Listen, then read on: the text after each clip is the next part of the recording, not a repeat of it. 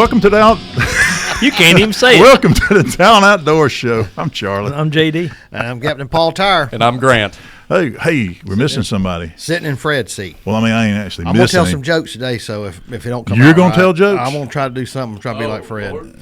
It's fun. Okay, do we need to vet these jokes first? Yep, I done learned not to say something kind of grass. I've learned some things. You got to be careful, man. Politically correct, but Trump says we don't have to be that way anymore. Well, hold on now. I don't understand Paul, your verbal faux pas come from a level of innocence, of righteousness, you are a true Christian, a man of God, and you will say things that you have no intention of being, but just out of pure innocence say stuff, and the us gutter-minded evil people over here, we're like, yeah, that's what she said, I mean, so bless your heart, my friend. Yeah.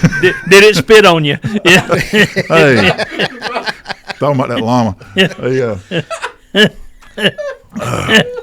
Speaking of critters, people keep asking me, what else you going to add to your farm?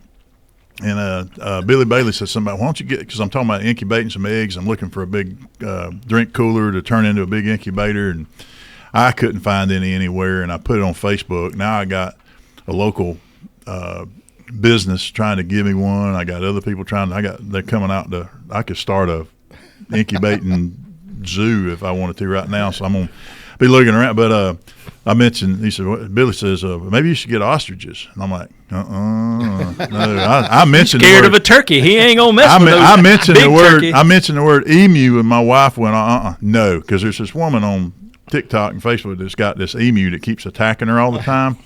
And what you need and is a claw antenna. Well, there's a story about a man named Brady. No, so if you listen to a story about a turkey named Jacob, everybody's heard the story because I get people constantly, what's going on with you and that turkey? What's going on with you and that turkey? Well, that turkey's a butthole, and he continues to be a butthole, but he got a little bit of karma the other night. So a couple nights ago, I was over here at the shop late working on stuff on the computer, and I tooled out of here, and I'm in my little fuel efficient car I like to drive, and I got home. It was dark, turned the corner. Well, Jacob likes to roost on top of the chicken coop, which is a bunch of dog kennel panels put together with a tarp over it, some white trash stuff. And I built it, so I know that's what it is. And I can say that. And we're moving all that around back of the barn so you can't see it from the road here coming. And so I come in there, and Jacob's on top of the coop, and as I drive up, he hops off, bows up in his most fearsome fashion, and he's chasing the car. Now, with some energy and earnest that I haven't seen in him before. I mean, he's serious about it. And I speed up, and he's coming along. I heard him over there, and I look up in the yard, and Rusty and Lily, my bulldog, and my short-haired pointer, bird dog, is key to this story, is up there just rolling in the grass, tussling and fighting each other. And I round the corner, and I come in the back of the carport, and as I pull in the carport, and the turkey never goes up there, I heard a turkey gobble. And I thought I was imagining it. I thought, well, the brakes or the something or the pool pump or something made a funny noise. And I got out and I looked around, and normally when I get out of the car, I get a face full of the bird dog. She runs up, jumps in my face, and I have to push her off of me. Well, she didn't do that. And I'm like, oh, cool. This is good. I get to get out of the car in peace, and she doesn't spill my drink and all this stuff, my soda. And I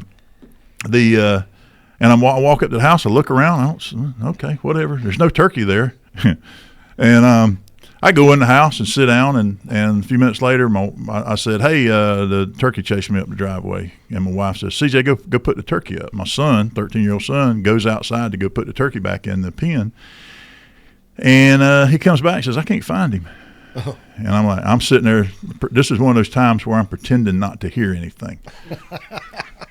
I'm watching the TV. I'm like, okay, do I want to watch that or do I want to watch this thing? And my wife goes, well, hold on, let me go with you. They get the flashlights and put shoes on, go outside. A little time goes by, and all of a sudden I hear the side-by-side, whoom, and I'll go down the road, and this ain't good. And I see lights out in the yard. I'm like, I'm pretending I don't know nothing. I know nothing. I know nothing. Huh? And She comes back in and throws the bird dog in the house. Get your blankety blank in there. You're in trouble. And I'm like, and she comes around and looks at me all wide-eyed like she had done something. And I'm like, well, you just better sit down. You better lay down. And she's watching that door like, something's coming through that door. And so she comes in, and I said, they finally come back in, all huffing and puffing, and goes, well, I said, what'd she do? She tried to kill the turkey. And I went, whoa, what happened? I said, where was the turkey? Way down there past the shed, by the flatbed trailer, past the livestock trailer near the other chicken pen, and da-da-da. And I said, is he all right? Well, I don't know. His whole face, turkeys change colors in their face. When under stress, they'll turn white. His face was white, and I don't know if he's got any feathers left. And there's feathers from the barn all the way down to the trailer. They're everywhere. I thought he had killed a rooster, and because with all the feathers gone, he doesn't look as big as he did. And he's cooped up in a little pile in the grass, huffing and puffing. And we picked him up and took him down there and put him in the pen. I said, "What'd he do?" He went in the coop and got on the roost bar with the girls. hens, with the girls. I'm like, you got to be. Well, she got she got his butt, literally and figuratively. And I said, okay, well, I hate that, I hate that butthole got hurt. And so the next morning I got up and I went down there, and he come up there and fanned his tail out, all red-faced and blue-faced, pretty-faced. The rest of him, on the other hand, he looked like he had a Highway 20 grill. All his tail feathers. Look at that right there. He's got one tail feather on one side and four on the other. And what you can't see in that picture is his whole rear end is just skin. Yep. It looks like somebody plucked his whole butt. And he's walking around, strutting around, bowing up, gobbling at me and chirping at me and daring me, and I'm looking at him like, man, I don't think I'd be showing that off. That's like I said, man, you whatever. It's like being all bowed up with two black eyes and a skint chin. So I can just see in my mind's eye that girl I'm sure he bowed up and swatted her and did all this with his wings like he does, but she finally got that butt, started plucking him, and she just started plucking him. And I don't know what made her stop. I guess maybe she just got tired, or he popped her in the head a couple times, because he's mean turkey. Yeah, take her back down there when you go. And sit there and watch it. So we got a new dog. We had ordered some new collars for the dogs, because we had this Halo 4 system, GPS tracking system for the dogs. And man, I love their customer service, and I love their app, but their product is kind of not so much. We bought 2 dog collars, and in 6 months we had to get almost 12 or more returns through their customers. Whereas I like the customer so much, they make it real easy. But after sending 12 back, I basically, they're sitting on the counter at the house, and I ordered the spot-on collars, which are twice the money, and they started with those last night. The app is just as good. Yeah. And so now the dogs can't get past the driveway. No barns, no chicken pens, no goat pens. Well, so now the goats can run. The goats, they'll chase the goats. The goats can run across the invisible line now back towards their pen, and the dogs will have to stop. And you talking about stopping? They stop. It works. You put Rusty's collar on, he's like, yeah, I needed to go outside and pee, but I don't need to go anymore. You put the collar. Leave the collar off, and I'll go outside. You put it on me. He'll go out there. The problem is he started pooping right outside, right off the porch. Yeah. He used to go way out in the cow. He'd go way out in the cow pasture. Now he's like, you gonna make me go? It's anyway. Tales from the homestead. I like that. Turkey Karma. That's today's show name right there. Turkey Karma. Yeah. Good Lord. Too long to make it to TikTok, but maybe they'll come back and listen to the whole show. Anyway, we'll be right back. And we're back. I'm sorry that was such a long story, but it was funny to me. It was so funny to me. I had to call JD the other day. I got to tell you this story before we get on the show. And he laughed. He didn't laugh on the show because he'd already heard the story. But Well, he laughed in his other brain like I was at his jokes before the show. No. You can't tell them on there. Yeah, well, it's all good. It's all good. Well, they weren't too bad. Paul laughed. I mean, There wasn't no cussing in it. There wasn't no Of course, cussing. he's in either asking one of for them forgiveness for laughing. There was at no him. cussing in either one of them jokes. It's just a little bit off color stuff. It is locker room talk, I think. Ain't that what they called it? Yeah. Anyway, so yeah, you had asked about how my dogs got along with all the farm animals. Yeah. Well, what's complicated is that Lily gets along with everything. She will chase the little pygmy goats around the yard, and sometimes she'll get a little rough with them. She have to be careful because she won't mean any harm. She wants to play with the little goats like she does Rusty. Yeah. And dogs play different. And goats, while they want to run around and chase with her, once she puts her mouth and starts chewing on her neck and all, they're kind of like the whole, dogs are predators and they're prey. Yeah. And so they have the little whole, Yeah, they're like, oh my God, I don't know. Are we playing still or are you serious? I mean, and so they'll kind of freak out a little bit. But Lily can't be around a bird. Because she's a bird dog, and she does what bird dogs do. That's the reason I've had to replace all my chickens, and we had a duck. We don't have that anymore. We like not to have a turkey. she's doing what she's She's doing what bird dogs do. That's right. She one of the turkeys got out the other day, and this is a month-old, turkey chick, and it was the one I posted on Facebook. I got this little turkey. I'm making a friend with this one. I got posted. I'm gonna make this with my friend. It got out of the pen, and she brought it to me. Yeah. She's running around the backyard jealous. with it in her mouth, jealous. and I said, "What are you doing?" And she ran up and dropped it at my feet and looked at me like she had done something right. And I'm like, "How do you? I can't scold her because that's what she's supposed to do is to go get a bird and bring it back to daddy. It just wasn't that Well, bird." I have two Jack Russells, and next door neighbor had chickens. Mm-hmm. That don't go together. And boy, I had to You finally Skeeter. You had to apologize. Yes, a lot? several times, and I finally beat Skeeter one time. He'll run from them. See, now, but the other one will just hold them down and just play with them, not trying to kill them, but we finally broke them of it. Usually, if a dog ever catches a chicken one time, it's just you can't break them, you can't stop them because they Thank get God that. I was able to do with him. Well, That's electric collar helps. Yeah. Well, boundaries. The problem is I can't free range my chickens truly. They're in those electric netting fences that I move around, but I can't let them out truly because they will wander up in the yard and she'll get them. But I've got her with that spot on collar now fence where she can't go down there, and she will stop. I mean, even when we're like she'll come in the boundary every once in a while, try to come to me. She'll run to me and sit down next to me, and that collar's getting her, and she's like, and I'll tell her get back to the house, and she'll run up to the other side of the line and wait. Now Rusty, on the other hand, he's fine with the chickens. He doesn't care about the chickens. He didn't care about the goats. Now, he tried to get the goats initially, but I popped him with the collar one time when he was messing with the goat. He won't mess with the goats anymore.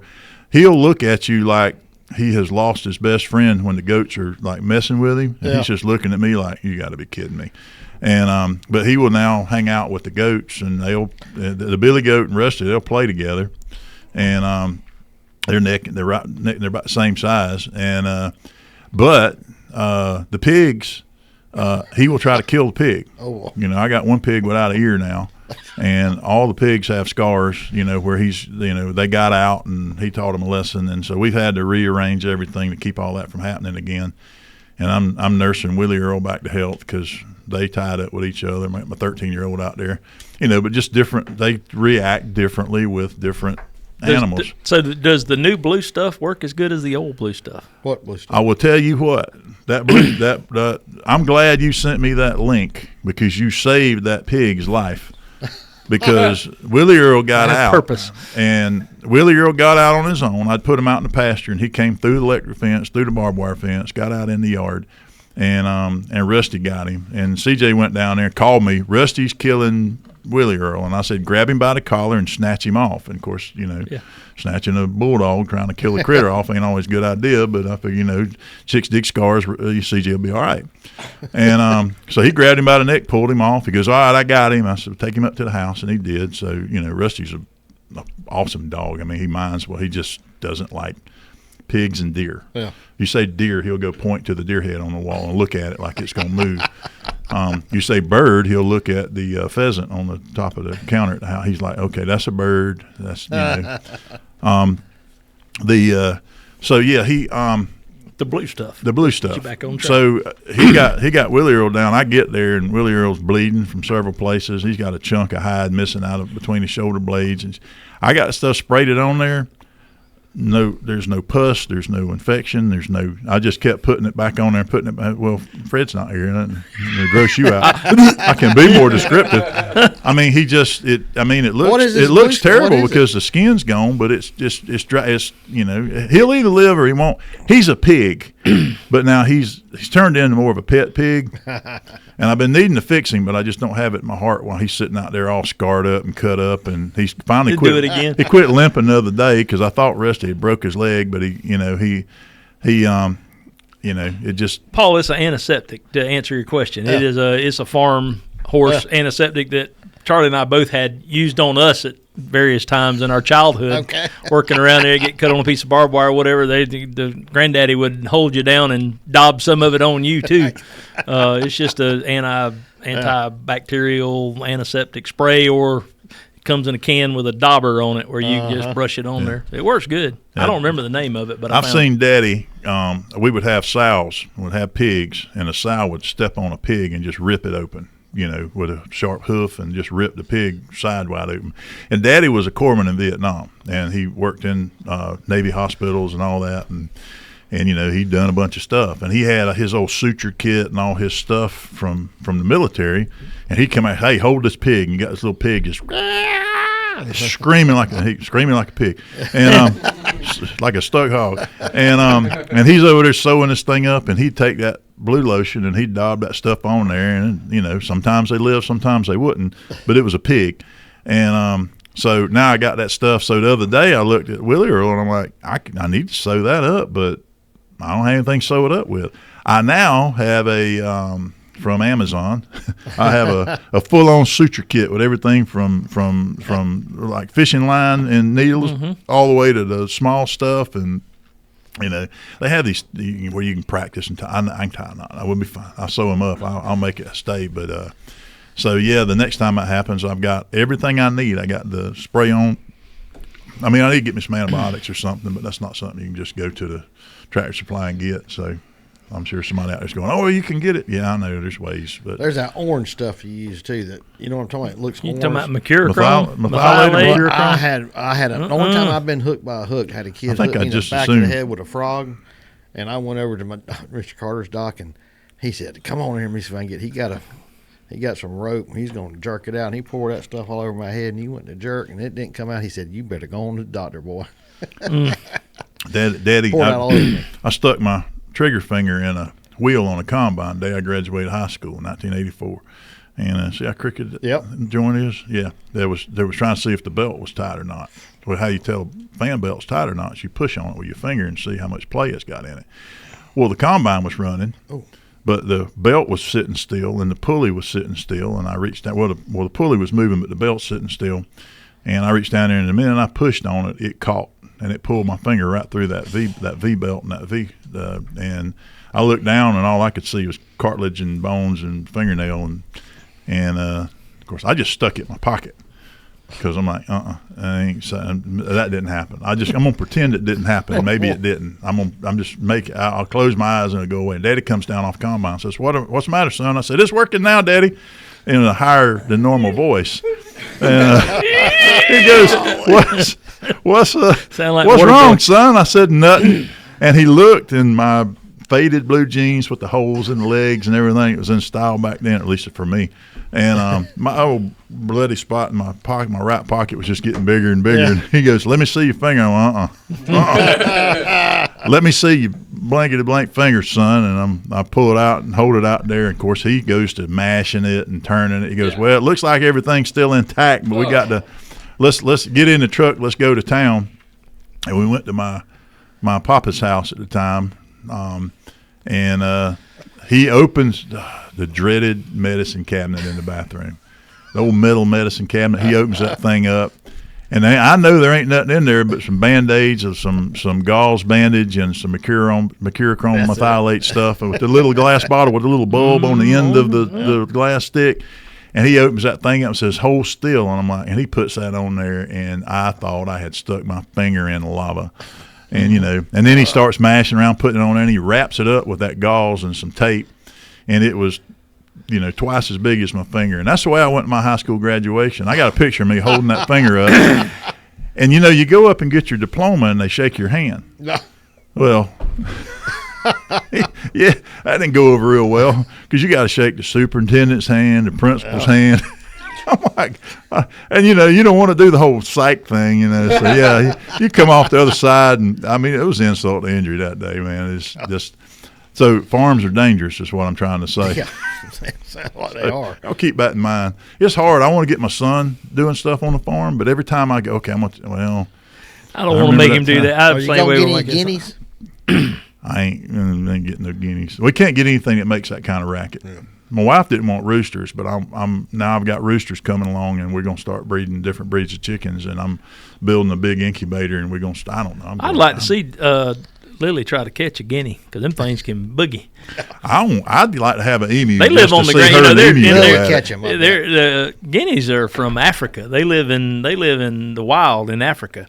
If something lives in Africa, with all the stuff over there is to eat things that live on the ground in Africa, if you're going to be a bird and survive on the ground in Africa, you better be fast. Yeah. I mean, it'd be interesting to watch. I love those guineas. They just raise too much. They're pretty. They're noisy. To me, they're pretty, but I just don't. I don't want that kind of noise because then the dogs bark every time they make noise. You ever ate one, Trini? Really? Yeah. We'll be right back. And we're back. So anyway, I talked about everything I want to talk about on the break. We do have, remember, some stuff going on. But that's all, folks? Yeah, my brain and my mouth ain't working right. Anyhow. Y'all had a shoot coming up there, didn't you? Up where? Oh, yeah. The Endless Summer Blast, that's coming. I think registration's probably closed on that unless you know Drew. Well, they're doing some changes up there. I think they're bringing a crane in and moving the Connex box around the back of the range. There's going to be some rearranging stuff. We have now up there, so much going on. Anyhow, don't forget in Dothan that we do have we can bring your gunsmith and stuff down to Tallahassee and get done. We are doing some AR-15 builds up there. We do have a fully stocked store now. With not fully stocked. We don't carry tons of guns, but we do have we're a full line Glock stocking dealer up there. We do have some of the M18 SIGs and things like that for the military guys that like it. Just so much going on. But got a bunch of SIGs coming in hopefully soon. Yeah. They're just ordered about 365 365s getting got a Legion X5 Legion coming in and 322s, and we can get you anything on our kiosk there. You can order straight from the distributor and have it there in a few days. And we do transfers. The cans. Let's do that on the next segment so that our Tallahassee audience will hear it. But when we come back on the next segment, we are going to talk about a lot of interesting stuff going on in the world. Yeah, that's going to see how it goes. Game changer. But y'all come see it. I mean, anyway, getting into the summer months, I went up to a livestock sale in Dothan the other day with the sheriff of Jackson County. We rode up, had lunch. I hadn't been there before, and I hadn't been to a livestock auction since I was a kid. Went in and was watching. It was it was a sale. They had a bunch of cow-calf pairs and steers and heifers, and I was watching all that. And I just bought some cows, so I'm just getting into it. We're rolling. We're actually running a tedder and a mower right now on my place in Mariana. People, we're doing some halves with a local farmer. We're going to have a bunch of hay for sale. Tifton 9 and fertilized. That'd be Bahia grass. Yeah, Bahia grass. It's clean, and so if you reach out to the Dothan range, they'll give you my number and just say I want to talk to Charlie about some hay. I can deliver it, and so yeah, it's the guy cutting my hay said that's the best hay that I've seen a year into after you planted it, and it's perfectly clean.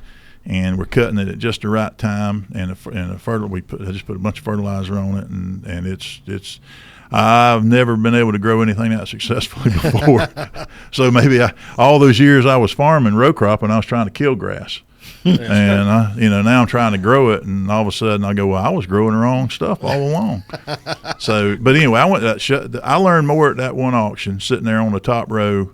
Then I've learned in a long, long time about cattle pricing and cattle and listening to the auctioneer and listening to, because we go to those DU banquets and stuff, and that's a different kind of auction, and that's trying to get drunks to buy raffle tickets and pieces of artwork with somebody engraved something on. That's a different ball game than going to a real auction where you're going, all right, I got my ear, I'm listening, I got it. Man, I'm sitting there the whole time I'm sitting there going, I'd have bought that if I'd have just got me a number. I'd have bought that. I got to figure that side of it out. But you don't know what's. Someone tried to go to Donaldsonville sale next, and there's different ones. You're sitting there. Okay, now I'm learning. It's an interesting experience for me. You might be selling stuff at them. Well, eventually, I got cow pairs on the ground. I got steers and heifers coming along, and when it comes time to sell them, I'll be doing that. I mean, so far I've sold pigs at the Graceville sheep and pig and goat whatever sale. What I call I like that place because I'm a sheep and pig and goat sale. I don't know what it's. It's the Graceville sale. That's you can buy chickens livestock. And you can get guineas. And you can get every now and then be a peacock or something up there, and you can get rams. Oh, and you can get sheep and goats and. There's a pile of wild, I guess, sort of wild peacocks running around my neighborhood lately. Are they? Yeah. I wonder what they taste like. I have a joke on the break. I will be right back. And we're back.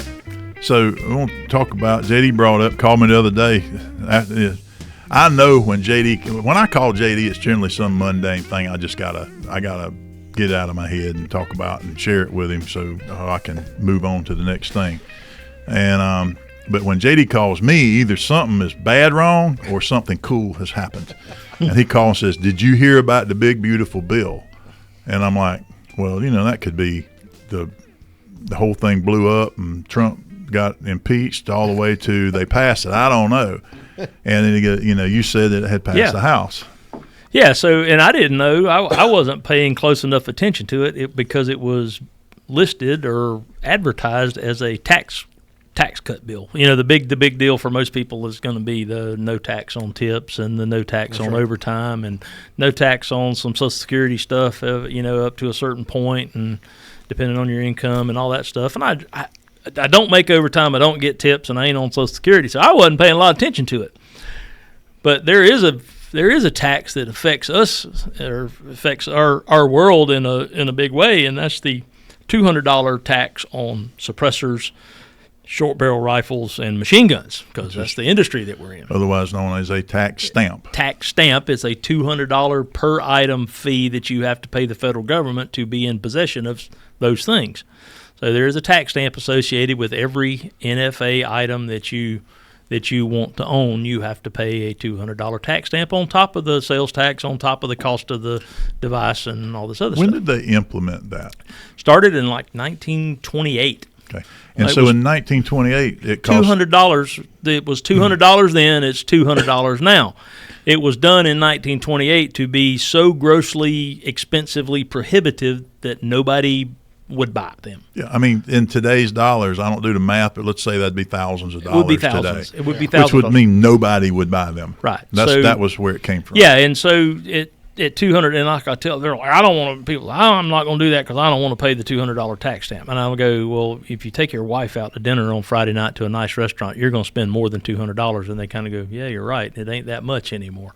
If you buy drinks, you will spend that much. Yeah. So I was going to say, where y'all going like that? Where I go, you got to get drunk for that amount. I said to a nice dinner and a bottle of wine or some glasses of wine and a drink. If you do the whole spiel, it is not a big deal to go to. Certainly not a big deal. If you got JD money, you might be doing that. You got Charlie money. JD go to Whataburger.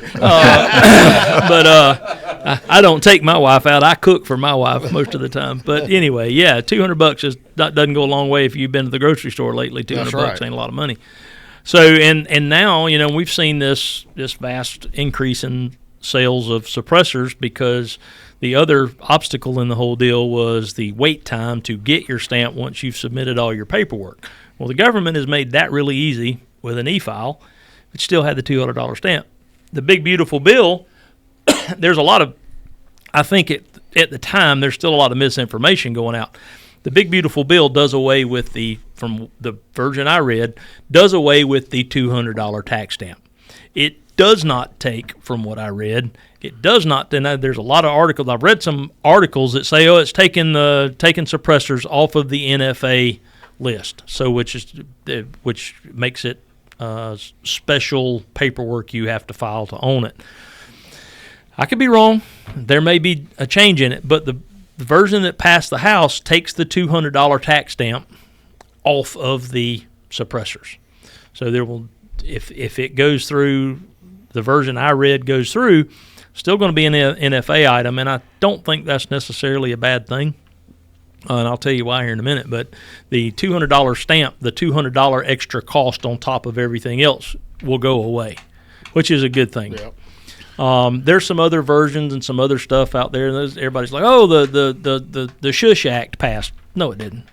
It's part of this economic bill, the budget bill that they're trying to get through. Well, I think was it an NFA item based on a law that was passed, or an NFA item? It's been an NFA item since 1928, because what the NFA did in 1928 was assign this tax to, and the special registration stuff, to machine guns, short barrels, and suppressors. Okay, and it's been revised over the years. There's been changes to the NFA. The last one was in 1985, I think. Took effect in 86. So it's going to be interesting. Is it removing the tax stamp across the board for all NFA items, or is it just suppressors? What I saw was suppressors. Okay, well, it's a step in the right direction. So it is a step in the right direction. Here's what I'm afraid of.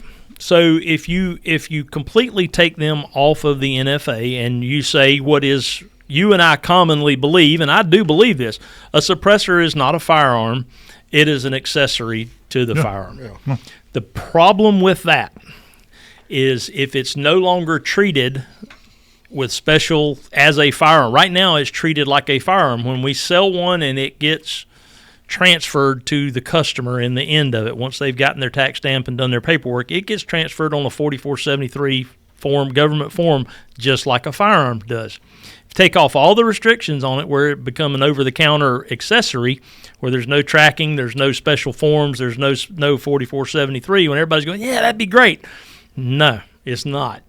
Because the minute it's not a firearm anymore, it's not protected under the Second Amendment.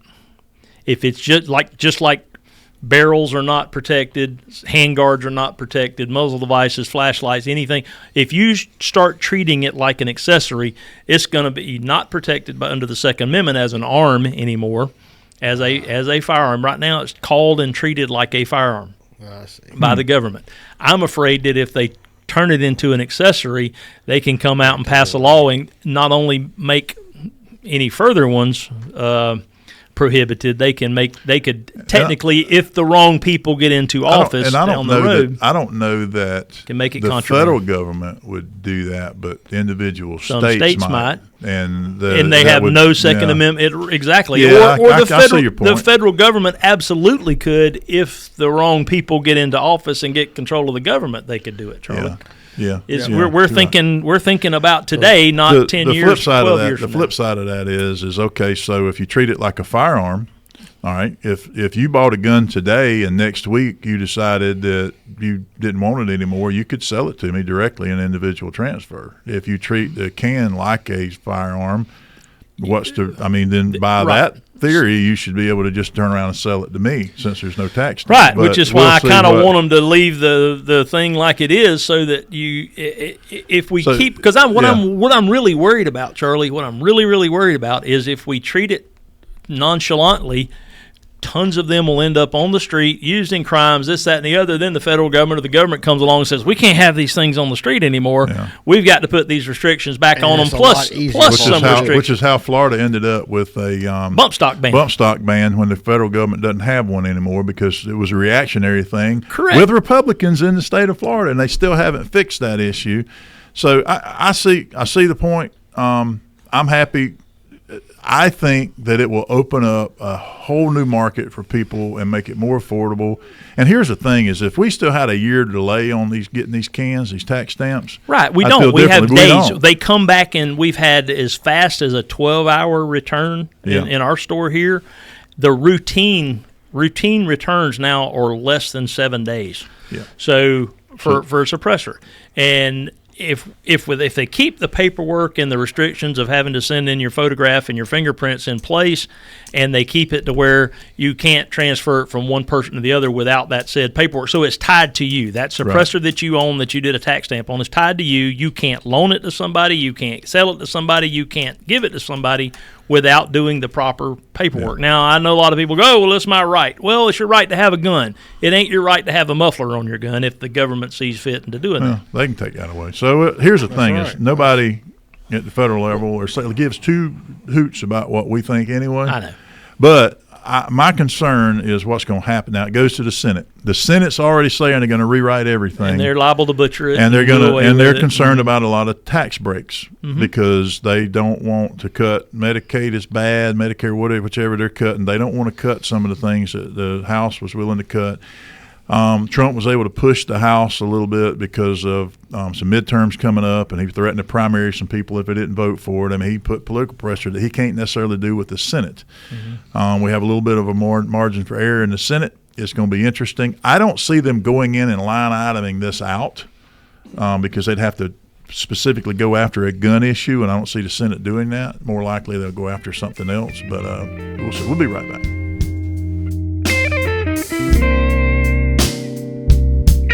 And we're back. Before we move on to our fishing segment, I want to talk about a foraging class. We've talked about foraging. The classes at Billy Bailey with Old Ways Environmental Education is his social media stuff. But Billy Bailey is coming to Talon in Midway on June the 7th, Saturday at 10 a.m. Eastern. That's 9 a.m. for you people on slow time with me. And he's doing a class on he will show a bunch of edible plants, medicinal plants. He'll talk about all that in the classroom, and then you're going to do a foraging walk around our building, and there's probably 20 plus. I did a walk the other day and just looked, and there is a ton of edible and medicinal plants growing around the building, otherwise known as weeds, in the building, in the woods behind us, everything from wild blueberries to smilax to just on and on and on and on. And Billy's going to go over all of that stuff. This is an awesome presentation. He is offering the thing. You need to reach out to him and his phone number, and he does this either through social media on Facebook, Billy Bailey, or on his number is 850-209-1535. That's 850-209-1535. I have a hard time saying it's really close to my phone number. But that's Saturday, June 7th. He does have a cap. What's the cost for the? Like $20, $25, $30, something like that per person. I mean, I don't think he charges for kids. Don't quote me on that, but which somebody will. But Billy's real reasonable. Those classes do fill up, and he does individual walks at people's homes and ranches and homesteads and stuff like that. I mean, I've gotten into this world, and it aggravates the fire to JD because all I talk about is eating weeds and stuff.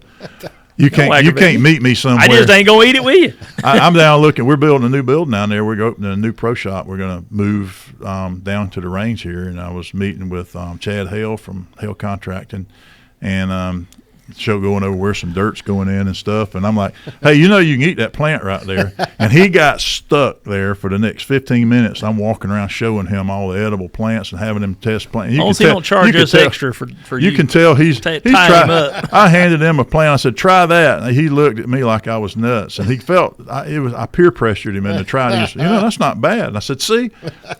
I said, now that willow tree over there, you chew on that leaf, and that's like eating aspirin. The willow leaves, it tastes like that, but it tastes like aspirin. So it's mild. That's not what I was going to say it tasted like, but you're close. It starts with the first few letters of aspirin. Yeah, most of that stuff does. You get into wild lettuce and cooking that down and steeping that down to something the consistency of Black soy broth and sauce 3/6, and that should be illegal because that stuff apparently will make you high. Tastes like wild green, like but they call it opium mustard lettuce. Yeah, mustard. mustard. I eat wild mustard. I love it. I go out the old wild mustard that's in everybody's pasture out there with the little yellow flowers on it. That stuff you cook that stuff up. If you like regular mustard greens, you like wild mustard greens. It's pretty much the same thing. Wild lettuce, same thing. The passion flower, the little really pretty purple flowers. Yep. It's not passion fruit, it's passion flower vine that grows around here, and it's everywhere. And it'll have a fruit that's actually pretty sweet when it's ripe. But when that vine's growing, and the end that's really green and soft, I walk around and just snatch the ends off that and eat it like salad green. Just walk around, just eat it at random, and it's good. I like it. Yeah. Bird poop and all. Now, it's... You try to steer clear of the crunchy parts.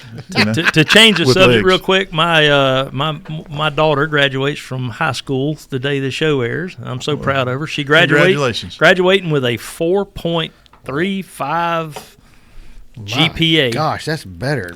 Yeah, perfect. That's excellent. They give them extra points, Paul, for taking the AP classes. Yeah, that's some AP stuff. Yeah. So she's got about at least I think the first 2 semesters of college.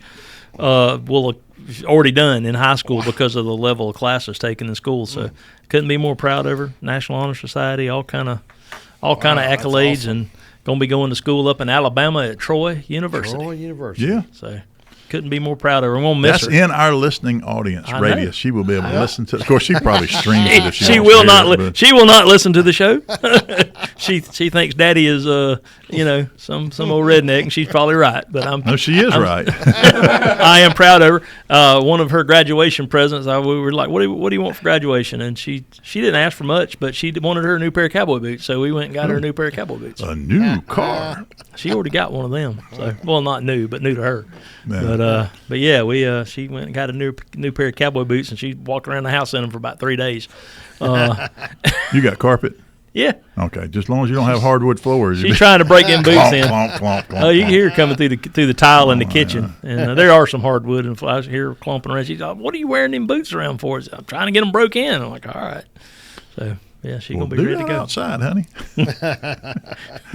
Anyway, you been catching any fish? Yeah, I just sent Charlie a picture of a shellcracker trip we had this week.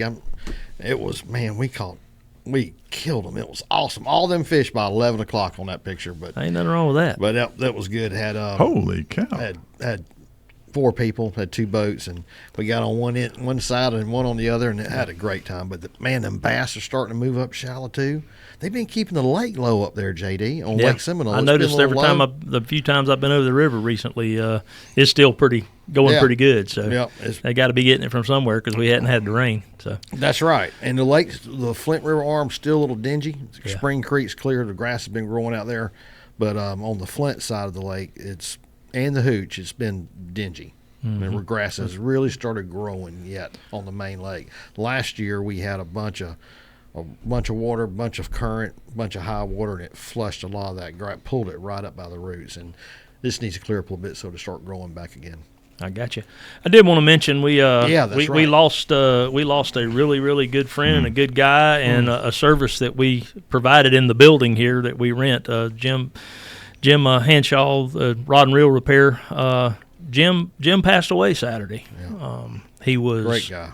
Yep, he built some custom rods for us and kept some reels fixed for us. And Jim was just an awesome guy, and we thought the world of him. I've caught myself twice this week gonna walk over there and just say hey to Jim, because about once a day I'd go over and just say hey to him and talk to him. And but you know what? He went out the way I would love to go out. And he was fishing and caught a fish, and apparently went and sat down on the back of the boat and went to heaven. Wow. Wow. So good guy. Hated that for him, or hated that for his family, and for our audience that has been up here and knows Jim. As a loss to us for sure. And always walk out the back door over there, and he'd be sitting over there in the corner in the chair in between working on stuff, and we'd talk for a few minutes, and I'd see him coming and going. But man, if you got to choose a way to go as a fisherman, that's that's the way to go. But right. Gonna miss him. I tell you, he's we're the family is working on for folks that have equipment up here that was getting repaired or whatever. I think his sister and brother-in-law came up, and they're going to try to start getting somebody here to get stuff returned or give us the authority to do it, the authorization to do it. We're going to work with them and try to get folks stuff back to them that either been repaired or hadn't been repaired or whatever. But it's going to take a minute. We got to go through stuff, and we're technically he was a tenant. He rented space from us. Doesn't work for us, so we don't have any legal authority to go in there and mess with anything as of yet, but we're working on things. So just be patient with us over the next week or so, and we'll do what we can to try to start getting stuff back. But just keep his family in mind. So good guy, good guy for sure. Well, me and you got invited to go down and fish a tournament in September down in Apalach. Yeah. There's a bass tournament at going out of the 10-foot hole down in Apalach where they have the seafood. Hole. Yeah, that's the boat landing down there where they do the big seafood festival in Apalachicola. It's right on the coast. It's a canal there, but it's a bass fishing tournament, and it's up in the river, and it's September the 13th. They told me if they get 100 boats in this tournament. They're trying. It's a charity tournament for the shrine down there. Mason's Lodge is doing it, and if they get 100 boats, there's going to be $10,000 in payouts. Wow, that's good. So, I know that Mr. Langston's working on it. Randall Langston. I've got his phone number. I got great guy. Lauren Whaley, who's helping to set it up. But if you and I can swing it, or I'm going to do my very best to go down there. I hadn't fished a bass tournament in a lot of years. But I haven't fished down there in a lot of years. That'd be fun. I'm willing to go down there and do it. Very different fishing down there. You can go fishing down there, bass fishing, end up catching trout and redfish, depending on things. That'd be fun. So it's an interesting place, a beautiful part of the river down there in Apalachicola River. It's a good cause too. Yeah, and I know if Mr. Langston's involved in it, it's good. Yeah, they do a lot for the community down there, and that's what this money's going to. It's going to be kept local. So if y'all are bass fishermen and you fishing Lake Wimlico or lower part of the Apalachicola, I get wild and crazy. I might run all the way up to the dam. I'm with you. We'll go. I'm ready. But I'm looking forward to it, man. I hope we get this worked out. But it's for the Carabel Lodge, Carabel Mason's Lodge. So. Curfew. It's called the Curfew Lodge. I don't know why, unless they got to be home at a certain time after. We'll keep talking. They do scholarships, and then they help widows and orphans and things like that with their money. So anyway, all right. We'll catch y'all next week. See y'all.